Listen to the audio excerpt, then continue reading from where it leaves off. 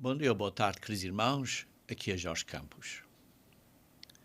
Eu recebi várias mensagens de vários irmãos e amigos no Brasil e alguns me mandam algumas mensagens e através destas mensagens alguns estão a explicar como a situação correntemente está nesses países, mesmo seja no Brasil, seja em Angola, seja em Portugal, venha ter conhecimento de uma maneira mais privativa do que está a acontecer.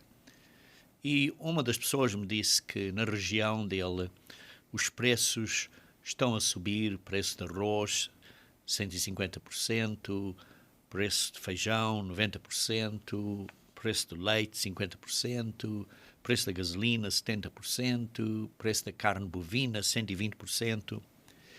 E, queridos irmãos, isto está claro, vê-se que se torna numa devaluação ou uma diminuição do valor do real ou do dinheiro do seu país contra outras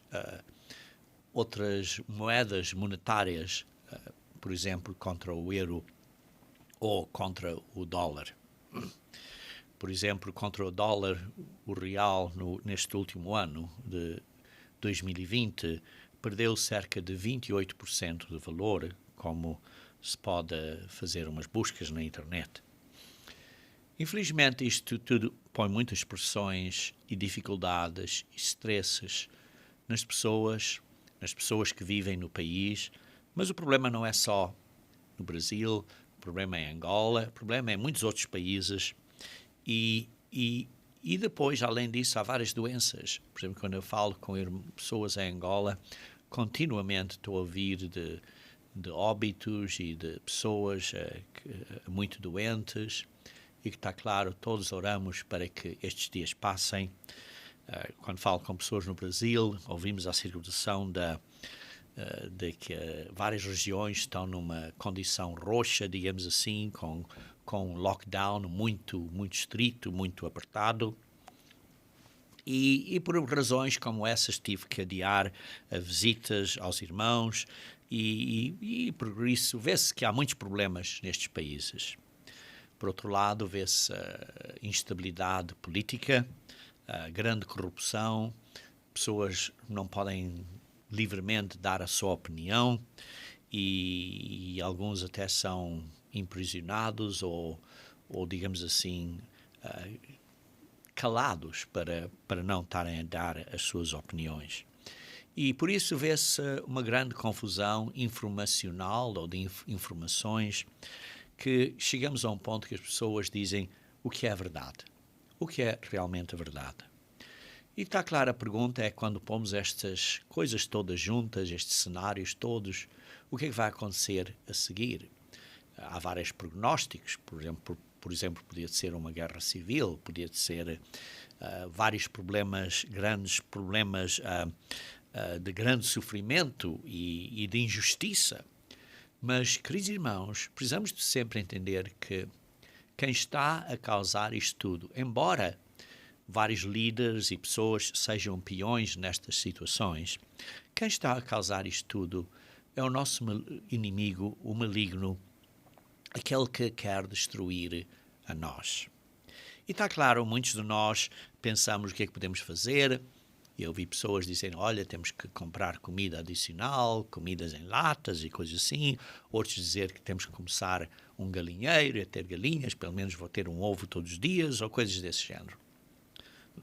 Queridos irmãos, tudo isto são coisas que pessoas podem pensar, mas um dia também pode haver uma doença das galinhas e depois as galinhas todas morrem e, ao fim de contas, o pensamento das pessoas é geralmente como podemos escapar.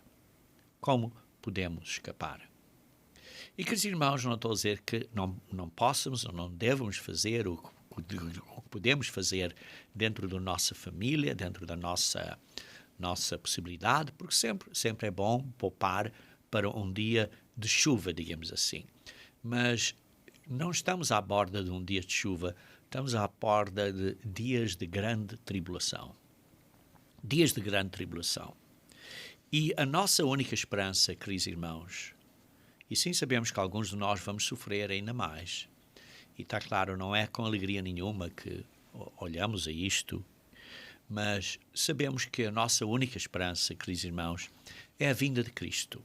E lemos, por exemplo, em Isaías, capítulo 11, versículo 3 e 4, diz assim: Deleitar-se-á no temor do Senhor, não julgará segundo a vista dos seus olhos, nem repreenderá segundo o ouvir dos seus ouvidos, mas julgará com justiça os pobres e decidirá com equidade a favor dos mansos da terra. Ferirá a terra com a vara da sua boca e com o sopro dos seus lábios matará o perverso. Aí vê-se uns pontos que não é que Jesus Cristo virá como um ditador, como um governante mundial, a impor uma ditadura dura. Não, vai ser com justiça, com equidade, a favor dos mansos, vai ter carinho, vai ter cuidado para com as pessoas. E geralmente o que não entendemos, e que as pessoas não entendem bem, é que Jesus Cristo teve que vir pela primeira vez como um servo sofridor. E ele veio como um servo sofridor para oferecer a sua vida por nós, pelos nossos pecados. Por isso ele não só simplesmente virá como o Salvador do nosso país, seja, por exemplo, Angola, seja Brasil, seja Portugal, seja Moçambique, seja que país for. Ele não vem simplesmente para salvar esta situação no país e no mundo, mas vem para nos salvar também individualmente. Vem para nos salvar individualmente. E ele fez ou faz isso possível por causa que ele ofereceu a sua vida pelos nossos pecados. Leiam comigo, se faz favor, em Isaías 53, versículo 10, começando ao início do versículo 10, a primeira parte de Isaías 53, versículo 10. Lemos: Todavia ao Senhor agradou moê-lo, fazendo enfermar, quando der ele a sua alma como oferta pelo pecado. E vê-se um ponto muito profundo para entendermos bem, porque Deus entendeu e Jesus Cristo entenderam que era necessário que Jesus Cristo sofresse, estivesse enfermo. E não só isso, que sofresse, mas que desse a sua vida como oferta pelo pecado. E por isso Jesus Cristo não só ofereceu a sua vida, mas também sofreu pelos nossos pecados. Mas porquê é que eles, isto é o Pai e o Filho, tiveram que fazer isto? Porquê é que o Pai teve que dar o seu único Filho unigênito? E porquê é que o Filho, Jesus Cristo, voluntariamente ofereceu a sua vida? Continuando então a ler em Isaías 53, versículo 10, a segunda parte do versículo 10, diz assim: Verá a sua posteridade e prolongará os seus dias, e a vontade do Senhor prosperará nas suas mãos. Ele verá o fruto do penoso trabalho de sua alma e ficará satisfeito. O meu servo, o justo, isto é Jesus Cristo, com o seu conhecimento, justificará a muitos, porque as iniquidades deles levará sobre si. Vemos aqui que Jesus Cristo vai ver, e o Pai vão ver, que o fruto do penoso trabalho da vida de Jesus Cristo. Porque diz assim, ele verá o fruto, o resultado, o ponto final, o que vai dar o fruto deste penoso trabalho, dele dar a sua vida. E vendo isso, vendo esse fruto, e está claro, Deus previu isto e viu o resultado final. E por isso ficou satisfeito e esteve, digamos assim, preparado, pronto, disposto a fazer este sacrifício. E através disso justificará a muitos. Justificará a muitos, isto é, os fará justos perante Deus. Porque as suas iniquidades, os seus pecados, os pecados deles, levará sobre si. E por isso as pessoas têm a justiça de Deus, porque é dada a eles de graça, porque são justificados de graça pela bondade, pelo carinho, pelo amor de Jesus Cristo.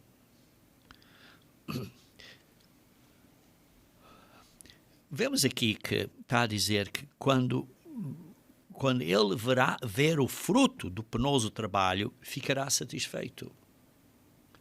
Em Hebreus, capítulo 2, vemos uma citação semelhante acerca disto. E vejamos então em Hebreus, capítulo 2, versículo 10. Hebreus 2, versículo 10. Porque convinha que aquele, por cuja causa e por quem todas as coisas existem, isto é, convinha que aquele, por cuja causa e por quem todas as coisas existem, isto é, pelo Pai, que ele, conduzindo muitos filhos à glória, isto é, nós, conduzindo muitos filhos à glória. Nós, o Pai, está-nos a conduzir à glória. À glória. À glória da família dele. Aperfeiçoasse por meio de sofrimentos o autor da salvação deles. Aperfeiçoasse por meio de sofrimentos o autor, isto é, aquele que, dando a sua vida, é o autor, é aquele que está a abrir o caminho para nós sermos salvos. Por isso vê-se aqui que Jesus Cristo teve que sofrer para aprender e saber o que é sofrer. Porque como o Eterno, o Verbo, que existia eternamente com o Pai, como lemos em João 1, versículo 1,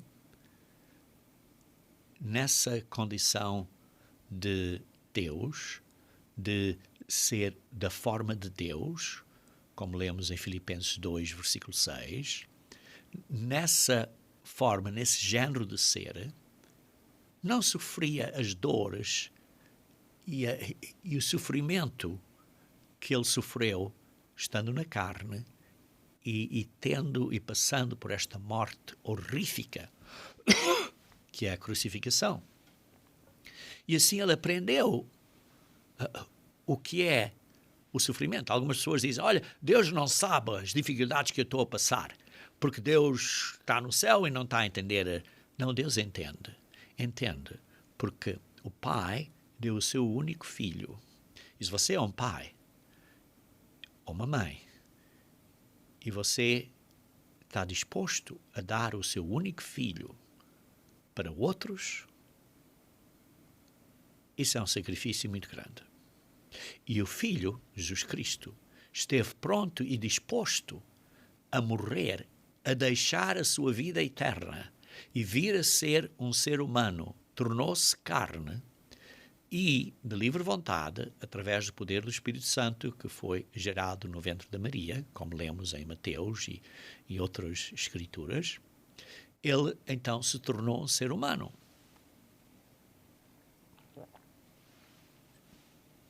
Ora, queridos irmãos, isso foi um grande ato de amor e de fé. Um grande ato de amor e de fé. Vejam também em Hebreus, capítulo 12, versículo 2.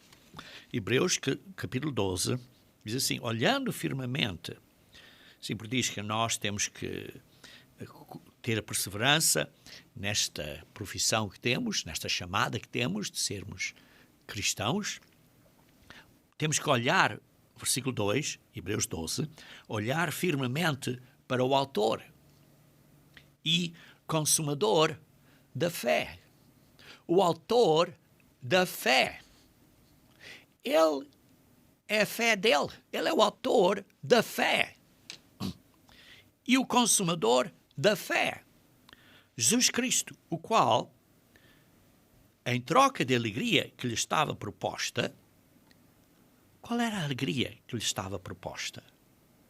A alegria era de nos ver que nós nos arrependeríamos, que nós mudaríamos a nossa maneira de viver. Sim, Ele nos dá de graça, nos justifica de graça, sem obras da lei, mas nós, uma vez que somos justificados de graça, entendemos que temos que mudar a nossa maneira de viver. E então nos arrependemos. E esse arrependimento, na nossa parte, essa mudança na nossa parte, voluntariamente querer imitar a Cristo por causa do Cristo que Deus fez por nós, isso é a alegria que lhes deu. Por isso é o amor que eles têm por nós, para ver nós termos sucesso e arrependimento na vida, e a fé, porque Ele é o autor da fé. E por isso vemos esta fé de Jesus Cristo. Por causa disso, suportou a cruz. Suportou este sofrimento, não fazendo caso de ignomínia, e por isso agora está sentado ao lado direito, à destra do trono de Deus. Queridos irmãos, o que vemos aqui é que Jesus Cristo é o autor da fé e o consumador da fé. Vejam em Romanos 3, versículo 28. Romanos 3, versículo 28. Diz: concluímos, pois, que o homem é justificado pela fé. O homem é feito justo perante Deus. É feito limpo. É vestido com roupa limpa, limpinha, linho, limpíssimo. Pela fé. Independentemente das obras da lei. Queridos irmãos, isto, digamos, é o meu propósito deste sermão, entendermos plenamente que durante esta Páscoa e os dias de Pães-Asmos, mas particularmente durante esta Páscoa, que o sacrifício de Jesus Cristo, um ato de fé da parte dele, um ato de fé da parte dele,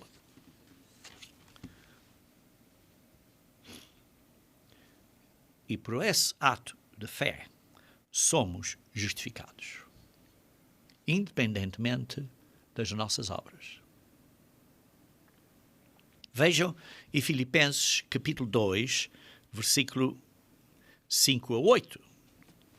Filipenses capítulo 2, versículo 5 a 8.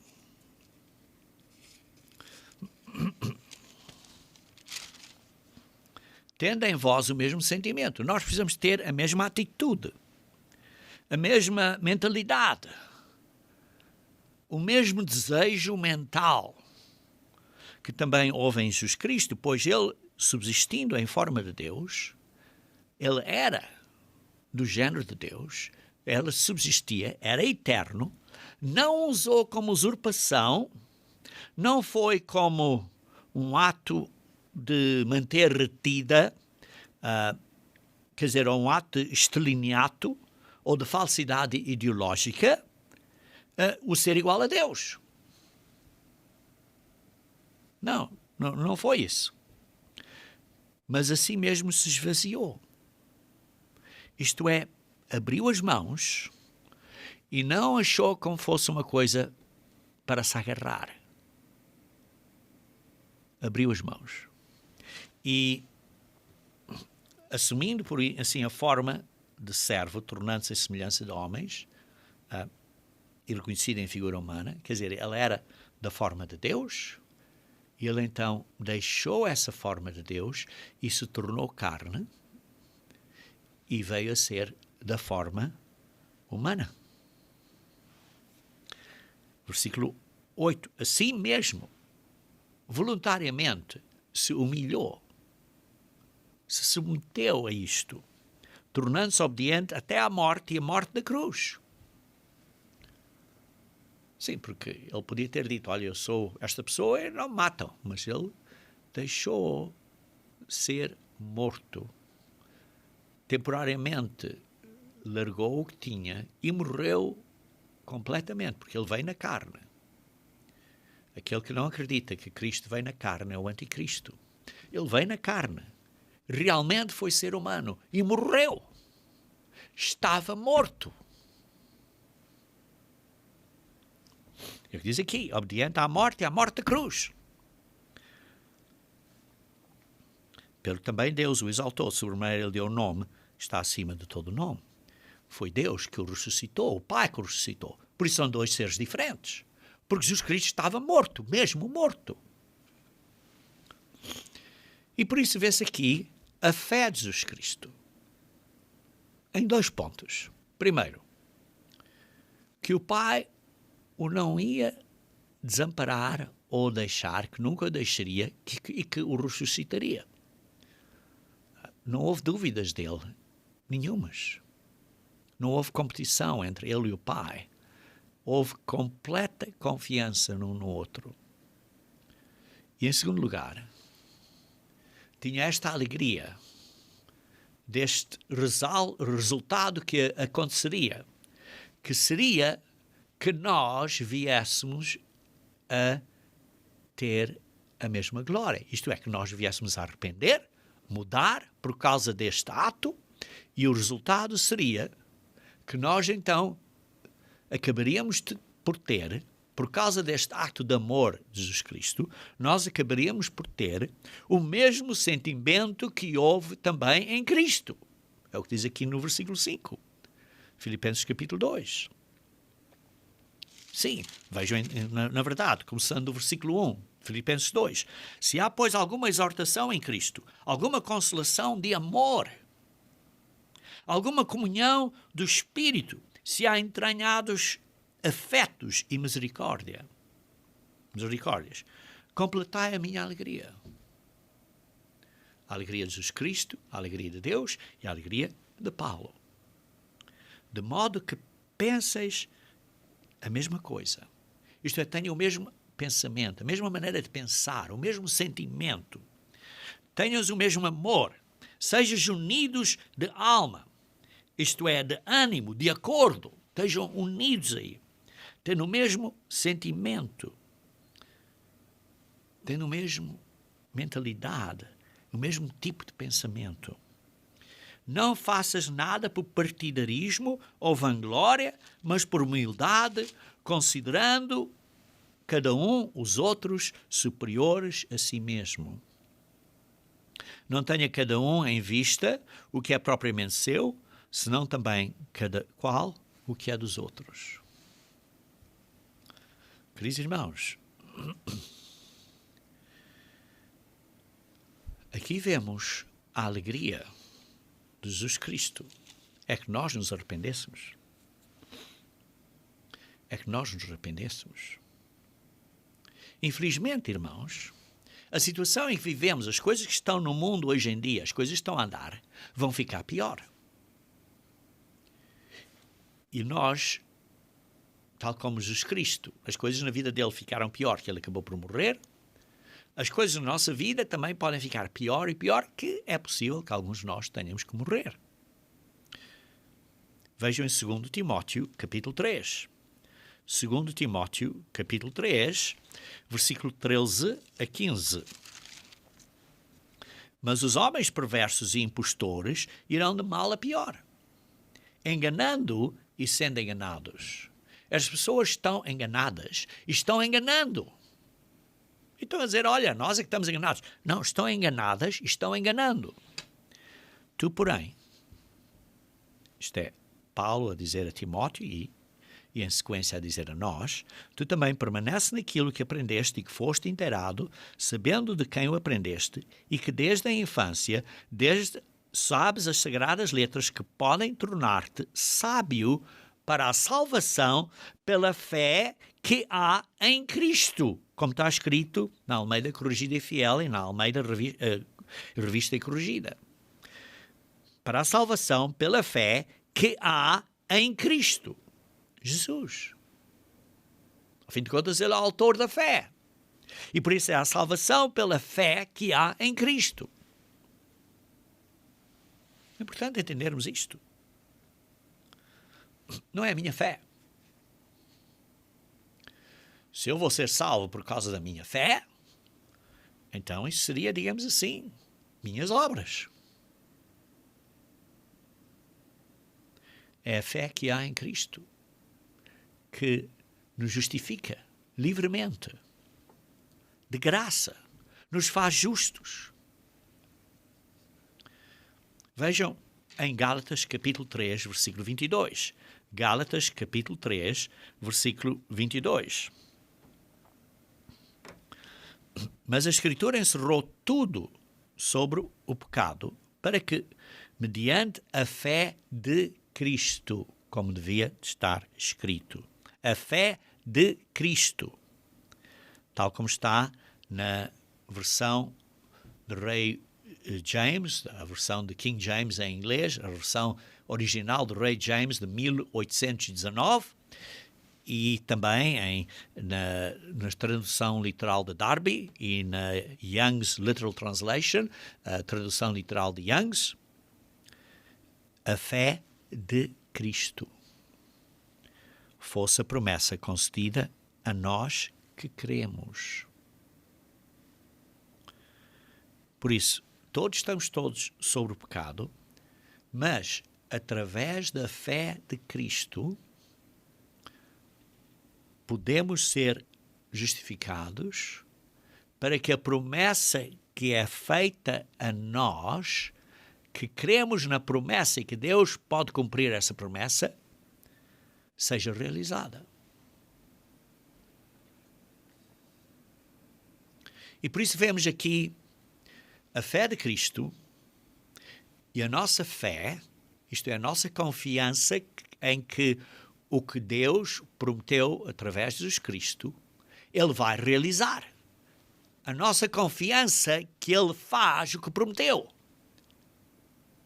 E a fé dele, que Ele fez o que Ele fez por nós, este sacrifício, com a esperança que nós nos arrependamos. E por isso é de fé em fé. Vejam em Gálatas capítulo 2, versículo 15 a 17.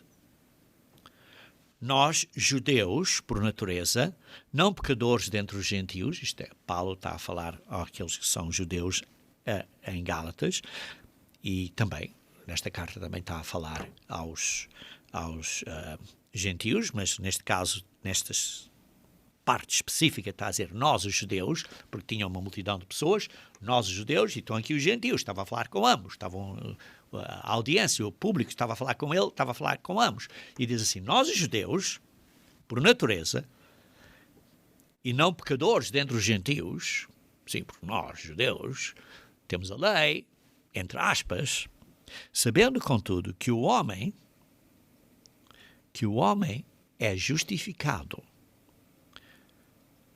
Não, sabendo que o homem não é justificado por obras de lei.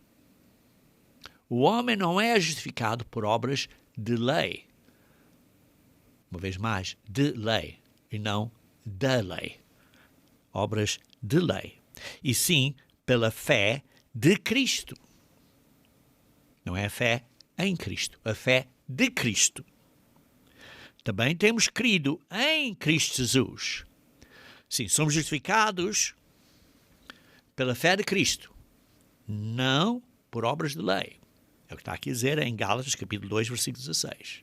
Somos justificados pela fé de Cristo, não por obras de lei. E também cremos em Cristo para que fôssemos justificados pela fé de Cristo e não por obras de lei, pois por obras de lei ninguém será justificado. Obras de lei, qualquer lei não paga a multa. A lei só demonstra, só nos diz o que é certo e o que é errado. Não paga a multa. Obras de lei não pagam a multa, não nos justificam. Mas são justificados de graça pela fé de Cristo. Por quê? Porque Ele deu a sua vida por nós, sofreu por nós, deu o seu sangue e pagou pelos nossos pecados. Este sangue, como o sangue de Êxodo 12 da Páscoa, que cobriu as ombreiras da porta e a verga, o Senhor passou por cima deles, não matando os primogênitos dos israelitas. Então, a fé de Cristo, Ele deu a sua vida por nós, pagou a sua vida, nos redimiu, comprou-nos de volta, nos fez justos, nos fez com a justiça de Deus, de graça. Não foi pelas minhas obras ou pelas suas obras. Mas nós temos que crer que Ele é capaz de fazer isso. Temos que confiar nele que Ele é capaz de fazer isso. Que essa promessa, Ele vai realizar essa promessa. Que Ele é capaz de cumprir essa promessa. De nos justificar. Livremente. De graça. Queridos irmãos, eu geralmente refiro a uma história de um prisioneiro. O homem está prisioneiro, fez um crime dos piores que podia ser e está na prisão pela vida inteira. E depois o carcereiro vem lá, abre a porta e diz, olha, pode sair, e esta pessoa fica na prisão em teu lugar. E o prisioneiro diz, como pode ser? O juiz que me condenou a estar aqui preso para sempre. O carcereiro diz, olha, mas este homem vai ficar aqui pela bondade dele, pela graça dele, vai tomar a tua posição e tu podes sair de graça. Mas eu não fiz nada. Sim, não fiz nada. Mas ele fez isto por ti, de graça. E você saiu agora. E agora você está livre. Está livre. Graças ao sacrifício daquele homem que está na prisão por você. Que está a dar a sua vida por você. Perdão. Agora você está livre. Agora você está na rua. Já não está debaixo dessa lei. Já não está debaixo da pena dessa lei. Você agora, então, pode voltar a matar pessoas e fazer mais crimes? Está claro que não. Está claro que não.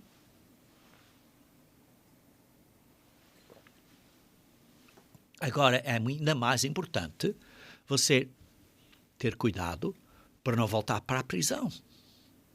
Por quê? Porque aquele homem não vai fazer isso uma segunda vez. É a mesma coisa que Jesus Cristo fez por nós, irmãos. Nós estamos condenados à morte, porque o salário do pecado é a morte. Ele nos libertou. Nos comprou de volta. Ele deu a sua vida por nós. E nós, por isso, vamos poder ser ressuscitados.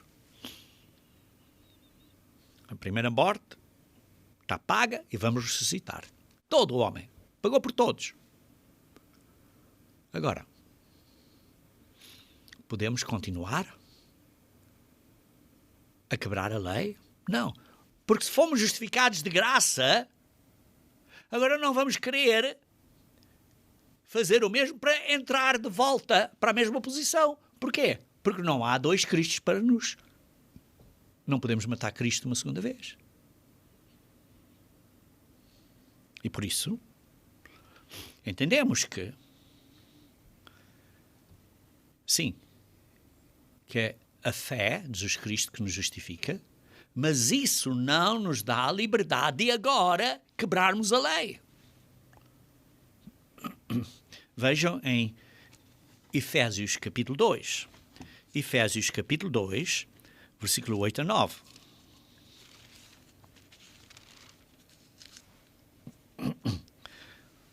Porque pela graça sois salvos. Sim, foste salvos desta situação. Mediante a fé. A fé, está claro, de Cristo. E isto não vem de nós. Não é nossa fé. Não vem de nós. É dom de Deus. A fé de Cristo que nos é dada a nós para nos justificar, para nos salvar, para nos tirar da morte, para nos comprar de volta da morte, é dom de Deus. Não vem de nós. Não é pelas nossas obras de lei. Versículo 9. Não de obras para que ninguém se glorie.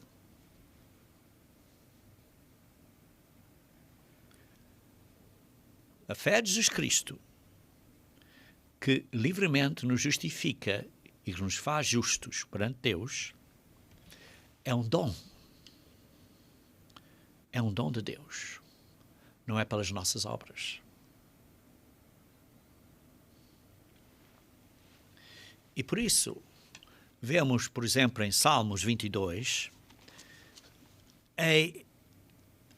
a profundeza, a enormidade do sacrifício de Jesus Cristo. Porque em Salmos 22, vemos, digamos assim, o pensamento de Jesus Cristo quando estava na cruz. Dizendo, Deus meu, porque me desamparaste? Quer dizer, Deus meu, porque é que temporariamente estás a permitir que eu seja dado aos inimigos para matarem? Porquê? Porque é a única maneira, e Jesus Cristo pediu ao Pai, se houver outra maneira, mas se não, pronto, tem que ser assim. Porque não há outra maneira. E Jesus Cristo dizer, mas sabia que o Pai não o tinha desamparado. Deus nunca desampara, mas permitiu Jesus Cristo sofrer.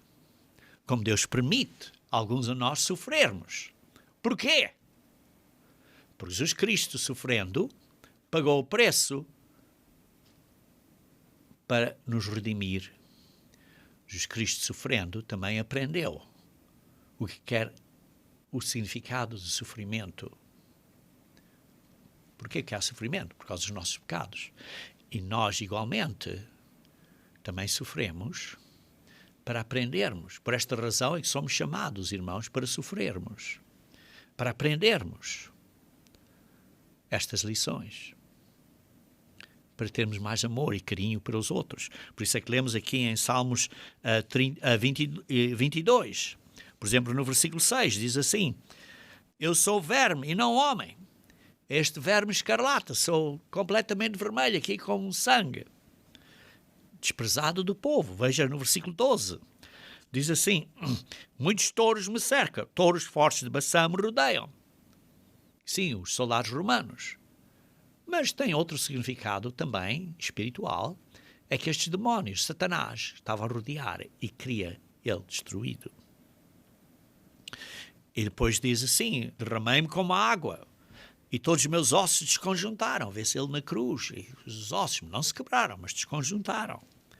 Versículo 15, secou-se o meu vigor como um saco de barro, e a língua me apega ao céu da boca. E Jesus Cristo disse, eu tenho sede. Vê-se isto representa os pensamentos de Jesus Cristo na cruz. Vê-se que eles estão a repartir as minhas vestes com sortes. Vê-se isso no versículo 18, vê-se no versículo 26. No entanto, diz assim, os mansos hão de comer e fartar-se. Ele então, mesmo na cruz, viu, sim, estou a sofrer, mas vai haver um bom fruto pela alegria do que ia acontecer. Deu-lhe esta força de continuar. E depois completou isso, dizendo no versículo 31, que o povo que há de nascer contarão que foi ele quem o fez. Então Jesus Cristo diz: está feito, completado. É como se fosse uma guerra de vitória. Completei. Está pago. Os pecados do mundo estão pagos. E isso necessitou fé do lado de Jesus Cristo. Mas a razão, como disse em Romanos capítulo 2, versículo 4, lê-se, a razão disto é que Deus tinha a esperança que a sua bondade, Romanos 2, versículo 4, diz assim: ou desprezas a riqueza da sua bondade, tolerância e longanimidade, ignorando que a bondade de Deus é que te conduz ao arrependimento. Sim, somos justificados de graça, mas esta bondade de Deus de fazer este sacrifício por nós deve produzir arrependimento em nós. E por isso somos comprados de volta pelo precioso sangue de Cristo, como lemos em 1 Pedro, capítulo 1, versículo 18. Sabendo que não foi mediante coisas corruptíveis, como prata, ouro, ou reais, ou euros, ou dólares, ou seja o que for. Não fostes resgatados com essas coisas corruptíveis,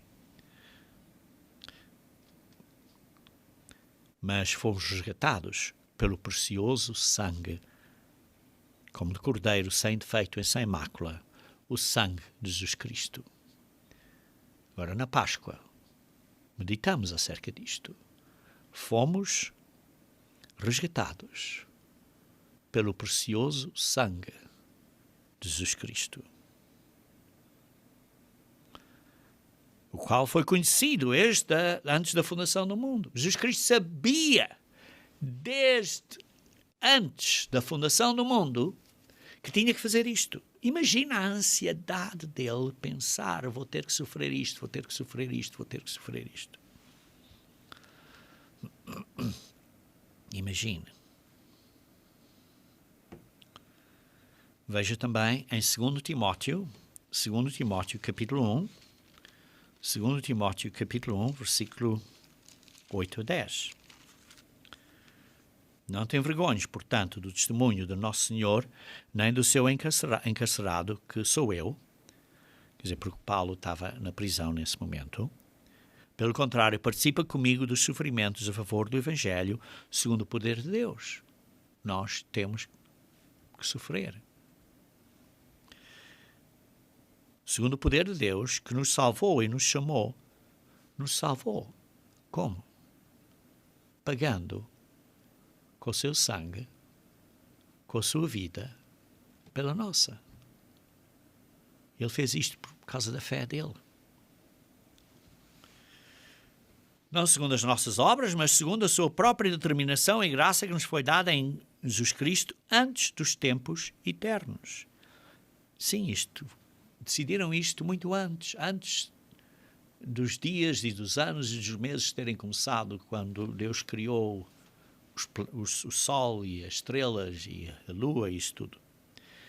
Versículo 10. E manifestada agora pelo aparecimento do nosso Salvador Jesus Cristo. Agora é que estamos a entender. Agora é que é manifestado. Agora é que estamos a ver. Pelo aparecimento do nosso Salvador Jesus Cristo, o qual não só destruiu a morte, como trouxe à luz, trouxe ao nosso entendimento a vida e imortalidade. Isto é, a vida eterna e imortalidade, mediante esta boa nova do Evangelho do Reino de Deus, de que Jesus Cristo é este Rei e do que Ele fez por nós. Por isso lemos há pouco em Romanos 3, versículo 28, vamos então reler de novo Romanos 3, versículo 28, e diz assim: concluímos, pois, que o homem é justificado pela fé, independente de obras de lei. O homem é justificado pela fé de Cristo e não pelas obras de lei. Pensem acerca deste exemplo do prisioneiro que dei há pouco. O prisioneiro agora está livre, está liberado, porque aquele homenzinho ficou na prisão por ele, deu a sua vida por ele. Agora esse homenzinho está livre, esse prisioneiro está livre, agora tem uma obrigação mental de dizer, agora tenho que obedecer, fazer as coisas corretas para não ir para a prisão de novo. Está claro, ele não quer voltar para a prisão. Tem esta obrigação. Por isso é que diz no versículo 31, anulamos, pois, a lei? Não, de maneira nenhuma. Antes, confirmamos a lei. Porque, sim, não somos justificados pela lei, mas agora, uma vez que estamos justificados e que estamos livres, agora estamos a afirmar, a confirmar que precisamos obedecer à lei. Por isso é que Romanos 2, versículo 13, um capítulo antes, Romanos 2, versículo 13, diz, porque os simples ouvidores da lei não são justos diante de Deus. Porquê? Porque senão voltam para a prisão, voltam para a morte. Mas os que praticam a lei hão de ser justificados. Temos que praticar a lei. Uma vez liberados, redimidos, comprados de volta, de graça, pela graça de Deus, justificados pela graça de Deus, pela fé de Cristo, agora esta bondade de Deus nos conduz ao arrependimento e agora temos que praticar a lei. Por isso é que diz em Tiago, capítulo 1, versículo 21 a 25.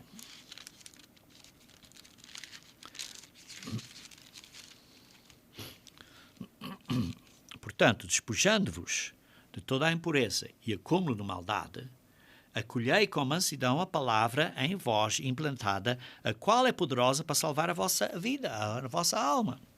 Tornai-vos, pois, praticantes da palavra. Pratiquem o que a Bíblia diz. Obedeçam às leis de Deus. E não somente ouvindo-os, enganando-os a vós mesmo.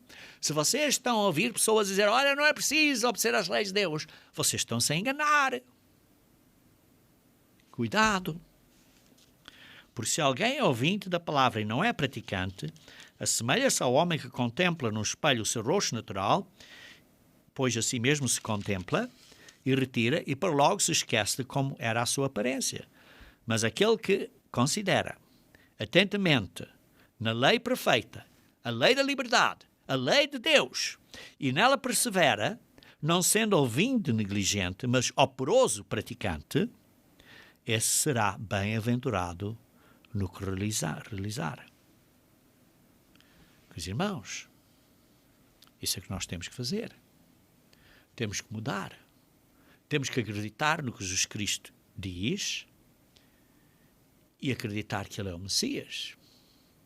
Esse foi o problema dos judeus, que eles não acreditaram nisso e então tentaram fazer as coisas com a sua própria autojustiça. É o que lemos em Romanos capítulo 10. Romanos capítulo 10. Romanos capítulo 10. Começar a ler do versículo 1. Irmãos, a boa vontade do meu coração e minha súplica a Deus a favor deles, não só são para que sejam salvos.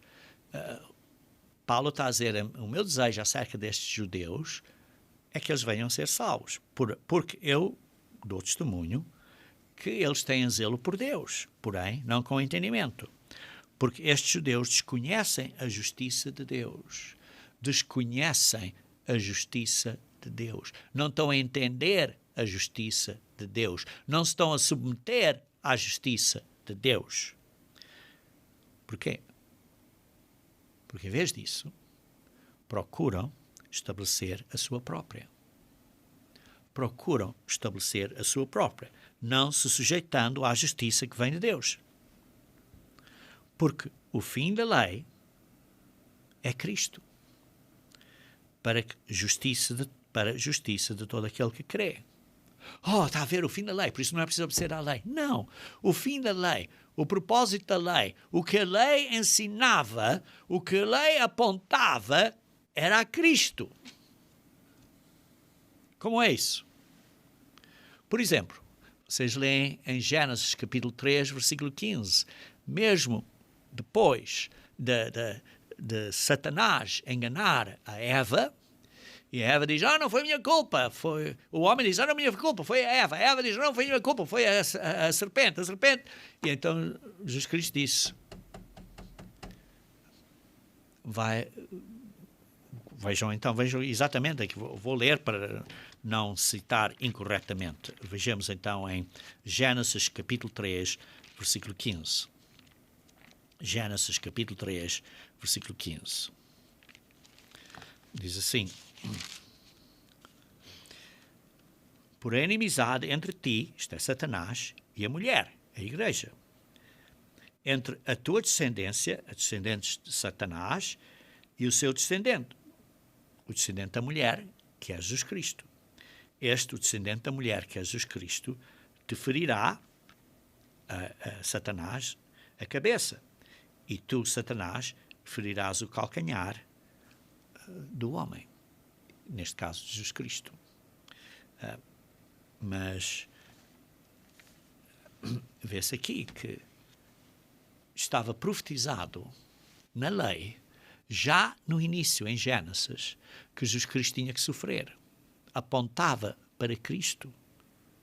Vejam, por exemplo, em Êxodo 12, na Páscoa, em que o cordeiro pascal físico era matado, era morto, e o sangue era posto nas ombreiras e na verga, simbolizando o sangue de Cristo, e o Senhor passou por cima desses. Está-se a ver aqui que este simbolismo na lei apontava para Cristo. E por isso Cristo teve que cumprir o que a lei dizia acerca dele. Vejam os sacrifícios de Levítico 1, Levítico 2, Levítico 3, Levítico 4, Levítico 5. Esses sacrifícios apontam ao sacrifício de Jesus Cristo. A lei está a apontar ao que Jesus Cristo tinha que fazer. Vejam quando Jesus Cristo ressuscitou e estava a falar com os apóstolos. Veja aqui em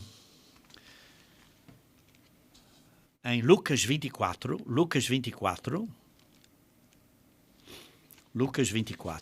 versículo 44.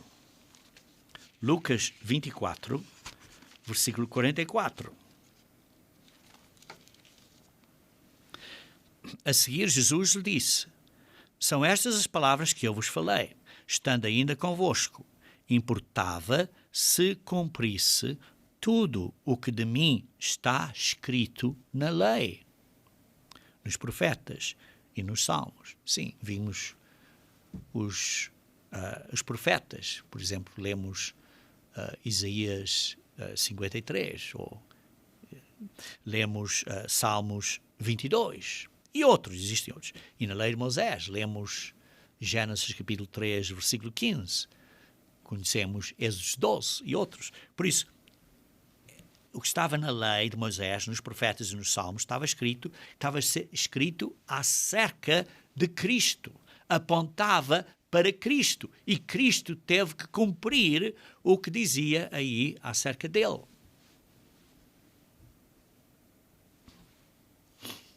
E por isso lemos, não pensem que vim destruir a lei.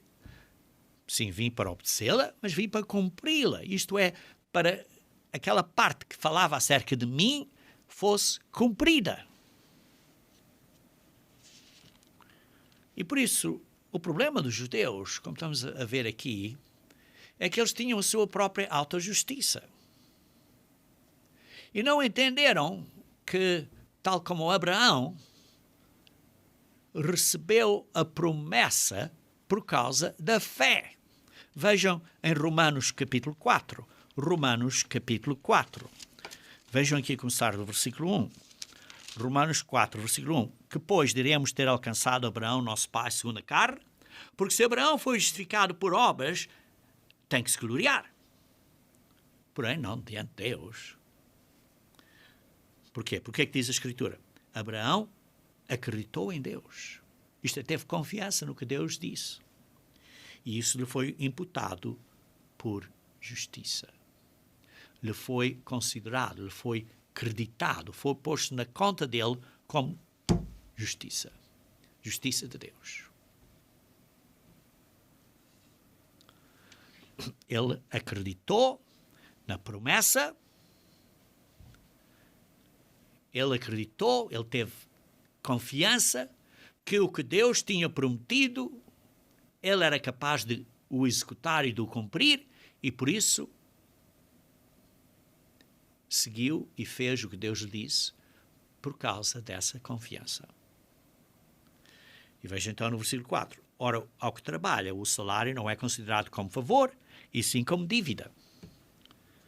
Mas ao que não trabalha, porém crê naquele que justifica o ímpio, a sua fé lhe é atribuída como justiça. E por isso não é por obras. É atribuída gratuitamente. Porquê? Porque teve confiança. E é assim também que David declara bem-aventurado o homem a quem Deus atribui justiça independentemente de obras. Bem-aventurado se Deus está a atribuir a você justiça independente de obras.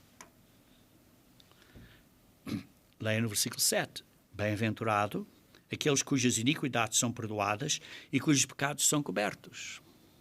Bem-aventurado o homem a quem o Senhor jamais imputará pecado. Jamais imputará pecado. Porque ele tem confiança em Deus.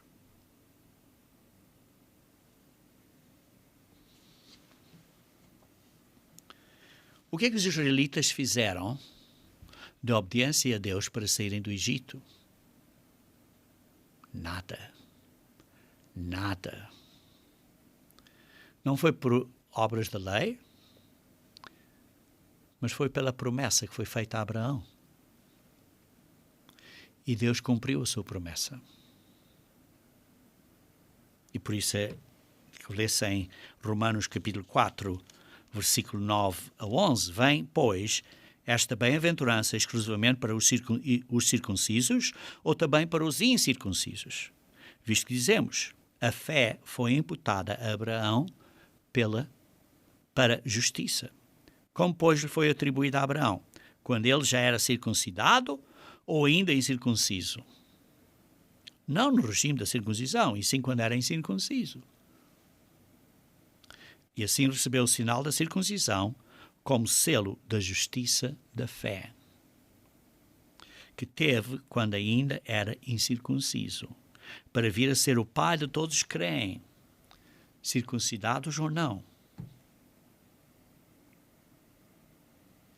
Veja então o versículo 13.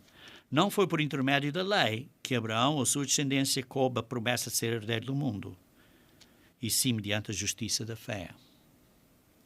Pois se os da lei é que são os herdeiros, sim, se os herdeiros do reino de Deus são os da lei, anula-se a fé e cancela-se a promessa, porque a promessa foi feita pela fé.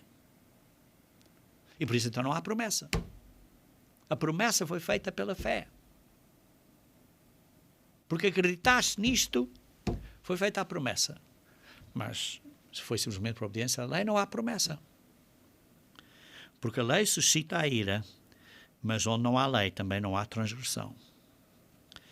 Essa é a razão porque provém da fé, para que seja segundo a graça, a fim de que seja firme a promessa para toda a descendência, não somente ao que está no regime da lei, mas também ao que é da fé que teve Abraão, porque Abraão é o pai de todos nós. A promessa de estarmos no reino de Deus foi uma promessa pela fé. A entrada no reino de Deus não foi feita por obediência às leis de Deus.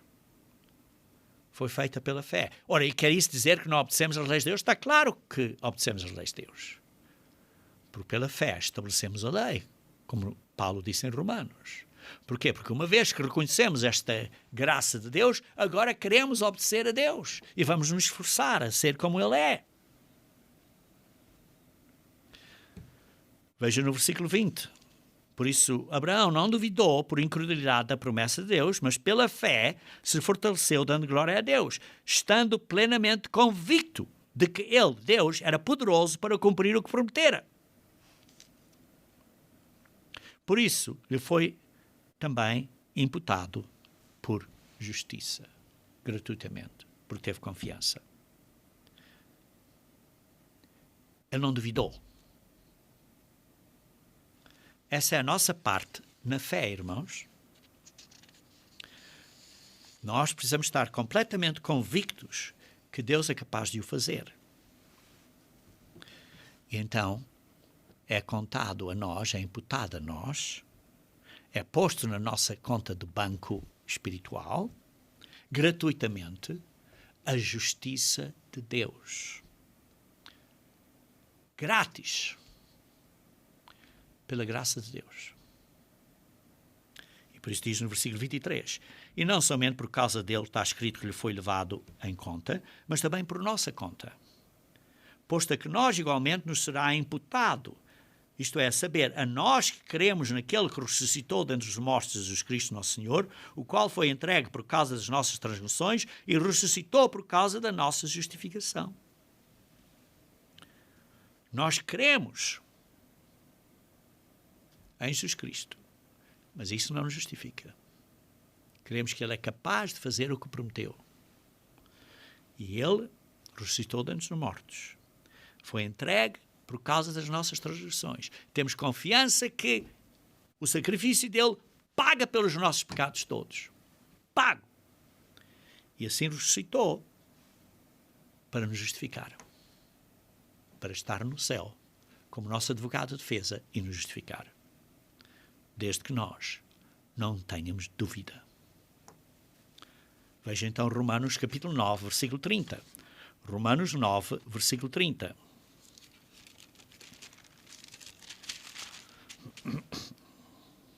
Que diremos, pois, que os gentios não buscavam a justificação e vieram alcançá-la, todavia, a que decorre da fé,